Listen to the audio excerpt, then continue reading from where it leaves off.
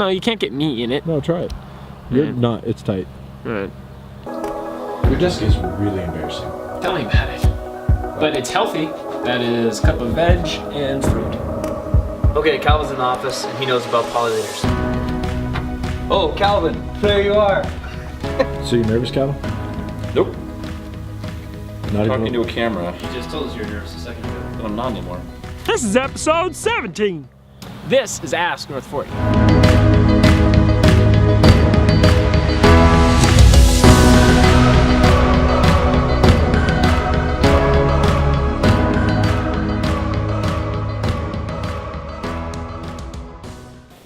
What's up, Jake?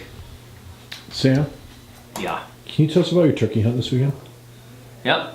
It was really good. Lots of turkeys all over the place. Calvin missed twice from 15 yards. Okay, so this is what happened. Calvin missed that shot. And then I missed that shot. Such a small head. It appears the turkeys are fairly intelligent. They have evaded us again.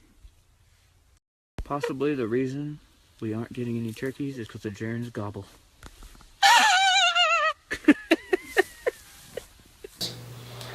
And I missed two.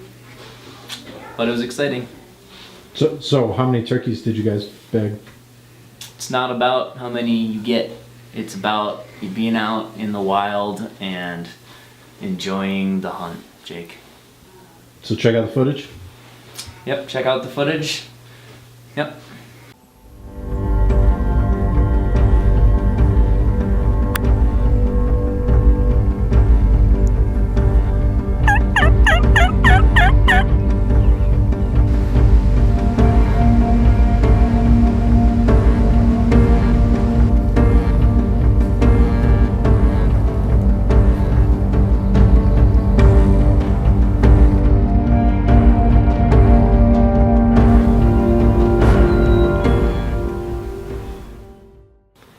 So Howard got us a question on how long to keep chickens on starter feed. So we're going to go to Dave over at Cargill, and he is going to tell us because they do a lot with chicken feed. Howard asks, how long should chicks stay on starter feed? Yes, great question. So before I can answer it, I have to insert that there's different kinds of chicks. So if they're going to be layer chicks, so if you're raising them up to lay eggs for you, then you want them to be on a starter feed, which is higher protein, 18%, for 16 weeks. So from the time they hatch for 16 weeks.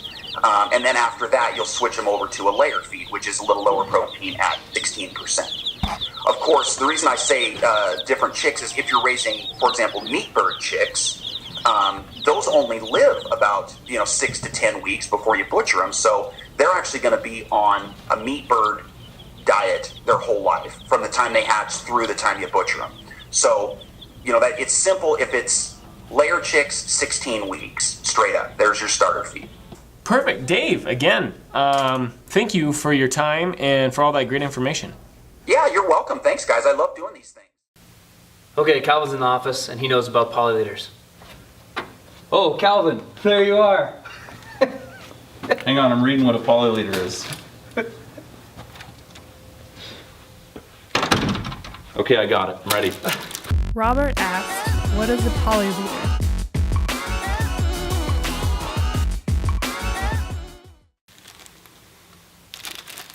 Robert, polyleader is an extension of your fly line.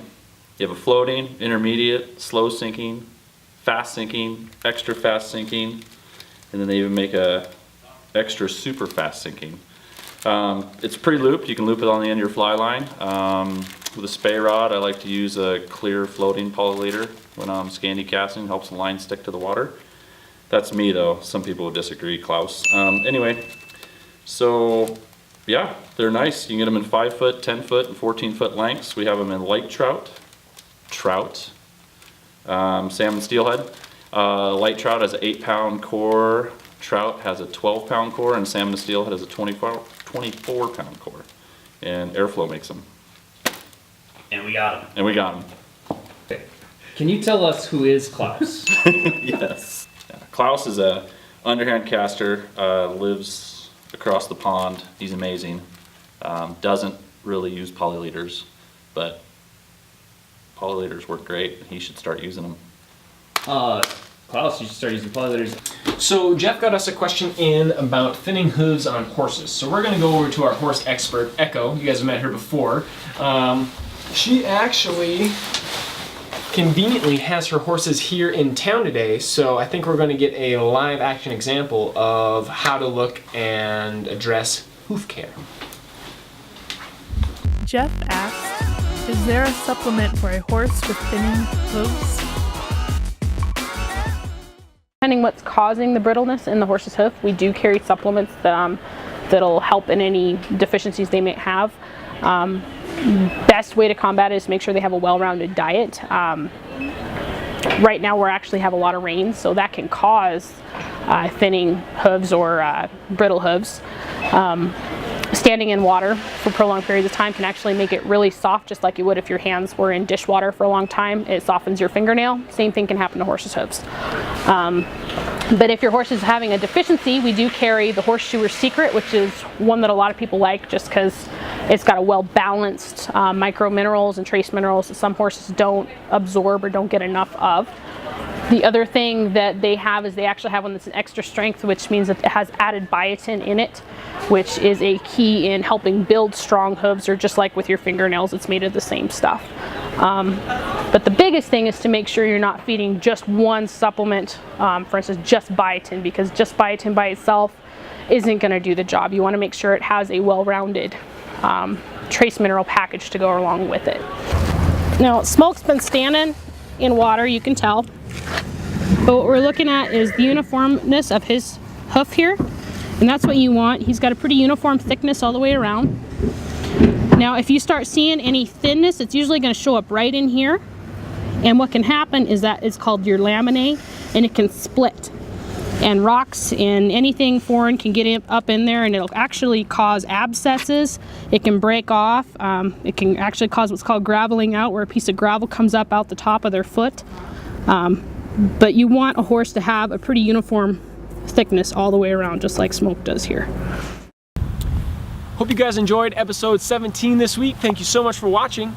Keep getting us those questions. You can get us on Facebook, Instagram, Twitter, Snapchat. Just use the hashtag AskNorth40 and we will get those questions. So until then, we will see you next week.